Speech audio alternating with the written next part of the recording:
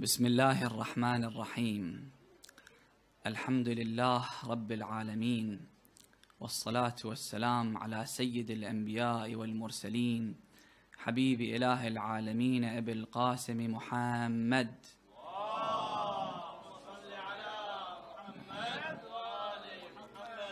وعلى أهل بيته الطيبين الطاهرين المعصومين المكرمين، سيما محمد بن علي باقر العلم بعد النبي، علم الهدى وإمام أهل التقوى، وعلي بن محمد الهادي حجتك على خلقك وخليفتك في أرضك وسمائك. Zayd ibn Ali, the famous warrior, reports that one day Jabir ibn Abdullah al-Ansari, the famous companion of the Prophet, who was one of the few companions who was still alive during that time, he was a blessing to the people of Medina. He was very old and frail. He came to visit my father, Imam Zain al-Abidin. He was sitting with my father, chatting with him, talking to him, when all of a sudden my brother Muhammad came out of the room. He said although Jabir was old, but he noticed my brother coming out of the room. He saw something extraordinary that we failed to see. When he saw him, he suddenly stood up, interrupting the speech, the chatting that he had with my father, Imam Zain al-Abidin. He stood up and he said, Ya ghulam, aqbil. Could you come here? So my brother came. He looked at him. He said to him, now turn around and go. My brother turned around, then he went. Then he said, come back again. He returned. Then he said, Shama'ilun ka shama'ili Rasulillah.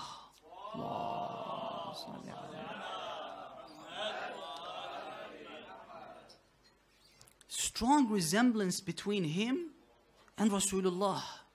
Same features, same characteristics, same traits. What's your name? He said, my name is Muhammad.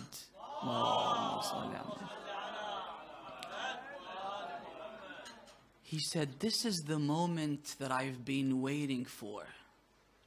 I've been waiting for this moment for 60 years now. I've been waiting for the Prophet's prophecy to be fulfilled. They say that he used to go to the mosque of the Prophet every single day and say, Ya Baqir, mata alqaq. People didn't know who Al-Baqir was. It was probably before even the birth of Imam Al-Baqir. He didn't know who Al-Baqir is. All he knew was that he's a descendant to the Prophet. So people at the mosque used to think that it's because he's old, he's hallucinating. But he wasn't hallucinating.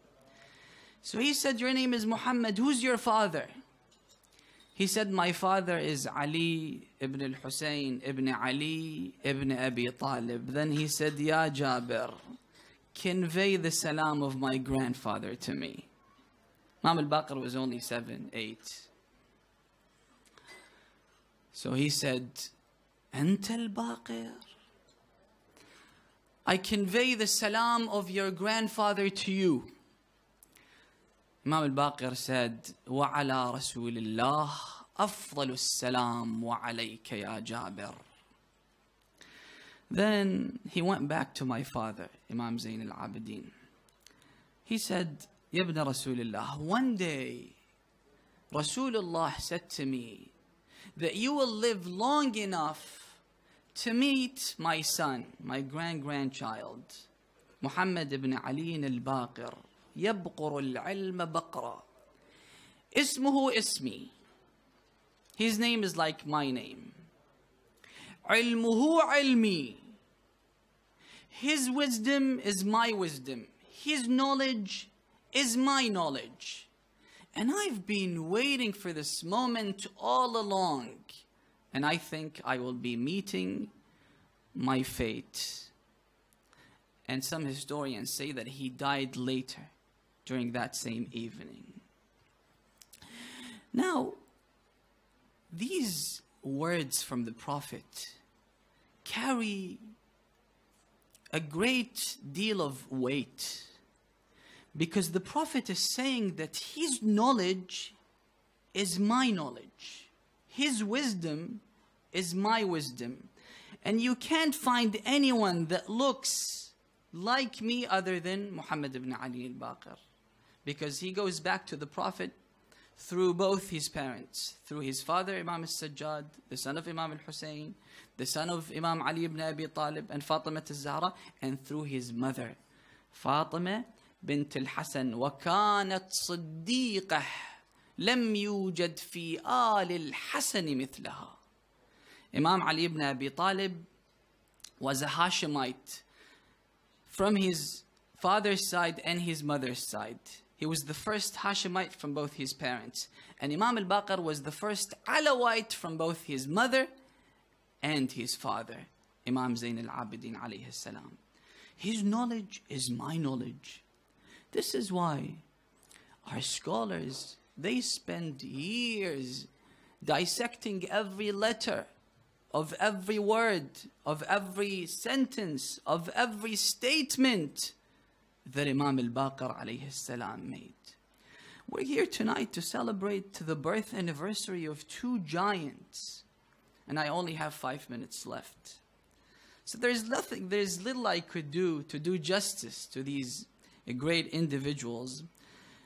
But what I'll do is I'll shed light on one hadith that was narrated by Imam al-Baqir alayhi salam, and we'll try to maximize our benefit from this narration.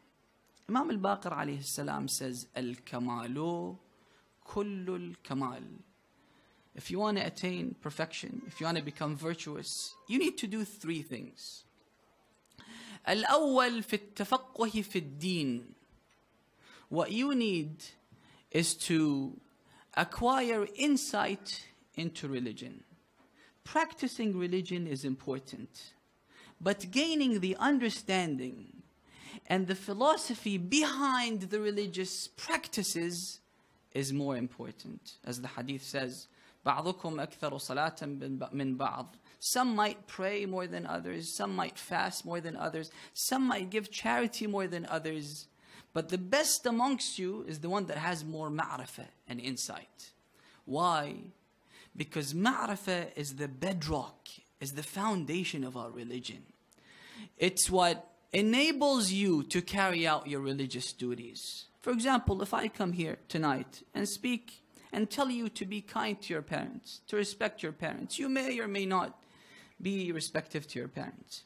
But if you understand the philosophy, the importance, the significance, if you gain insight into why we need to be respectful to our parents, this is when you will compete with your siblings on who is more respectful to his parents. If we understand that our paradise is linked to the way we treat our parents, our akhirah is linked to the way we treat our parents, even our prosperity in this life, our livelihood, our sustenance, all are linked to the way we treat our parents. It's a form of ibadah. The hadith says that if you look at your parents with kindness, it's as if you're worshipping Allah subhanahu wa ta'ala. And if you frown in their face, لَمْ يُقْبَلْ لَهُ صَلَاةٌ. Allah subhanahu wa ta'ala will not accept a single salat from you. And you haven't even said anything, you're just frowning. So understanding the philosophy, understanding the gaining an insight into why we need to respect our parents is much more important than our practices, religious practices. Or for example, with salat. Sometimes we might pray on time, and usually it's seasonal religiosity. But if we understand the importance of salat, why we pray, we will be like the Prophet, we will follow suit. in the footsteps of Rasulullah, who used to say to Bilal, Ya Bilal, arihna, whenever it was prayer time. Arihna, comfort us, O Bilal. The hadith says, and I think I mentioned this hadith, the hadith says that sometimes when you don't pray on time, yafutuhu, you will miss out on something that is more precious to you than your wealth and your children. ما هو أعز عليه من ماله وولده.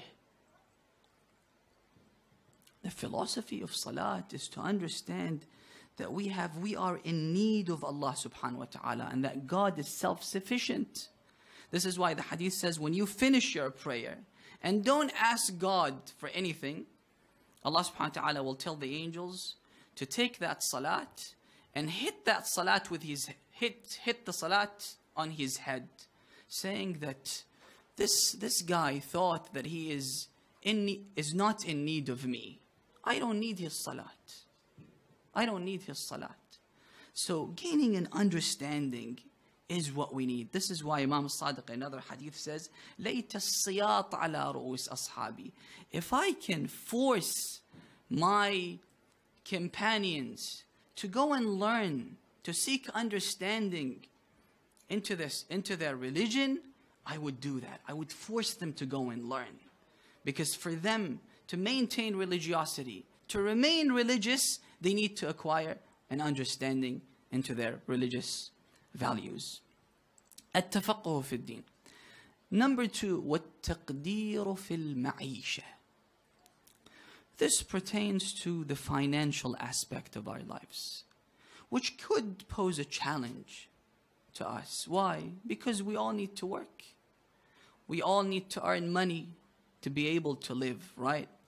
But the 3 main questions that we need to address is, how much money do we need? And the second question is about the source of our livelihood. The third question is about where the money is spent. These are the 3 main areas that need to be addressed. Now, if someone lacks the understanding, doesn't have taqdeer al-ma'isha, this will open a window for the shaitan to entrap you. إن الشيطان يعدكم الفقر. For example, you're in need of a car. A $5,000 car would do. But you aim high and buy a $100,000 car. But because you don't have the money, you need to get finance for the car. But you won't be able to give the repayment, the monthly repayment, because you have other financial obligations. This is when the shaitan will come. This is when you will start to think about gaining money from illegitimate sources. Let's fake an accident and make $20,000 of haram money from an insurance company. Why? Because you did not have a taqdeer fi al-ma'isha. Or for example, if you could afford buying a fancy house, go ahead and buy it. قُلْ مَنْ حَرَّمَ زِينَةَ اللَّهِ الَّتِي أَخْرَجَ لِعِبَادِهِ. But if you can't afford, why aim high? One of our scholars says that one day, I was in the holy city of Mashhad. I caught a taxi. The taxi driver was a 21, 22-year-old guy. It was maybe 2 a.m. As usual, I usually ask youngsters about their marital status, whether they're married or not. So he said that I asked him, are you married? He said, yes, I'm a newlywed. I got married last month. I said to him then, shouldn't you be with your wife? You got married last month, but you're working in the middle of the night. He said, I need to work. And I work 3 shifts in the 24-hour cycle for 18 hours. Not only me, but my wife as well. When I go home, me and my wife, we're like 2 dead corpses when we're together on bed, because we have to wake up early in the morning again to work. I said to him, but why? He said, because of all the financial burdens that have burdened my back. He said, but why? He said, because of the marriage ceremony. I spent tens of thousands of dollars on one night. Just for the gown, I spent like $10,000. I invited everyone. I rented the fanciest hall in town. I said, but why? He said, out of ignorance. وَالتَّقْدِيرُ فِي الْمَعِيشَةِ. Then he said that I need to work like this for 5 years continuously to be able to pay my debt. وَالتَّقْدِيرُ فِي الْمَعِيشَةِ. Otherwise, the shaitan would come. You will lose your balance. Because this is something that we're all concerned about. Number 3, وَالصَّبْرُ فِي النَّائِبَةِ. You need to have patience. You need to display patience in the face of calamities, because no one, whether you're a king or a peasant, rich or poor, we all need to face tragedies in life. So what you need to do is use the weapon of patience in the face of these tragedies. Otherwise, no one is exempt. With these 3 things, you would be able to maintain religiosity and remain religious. Otherwise, you will lose the balance. هذا والحمد لله رب العالمين وصلى اللهم على محمد وأهل بيته الطيبين الطاهرين.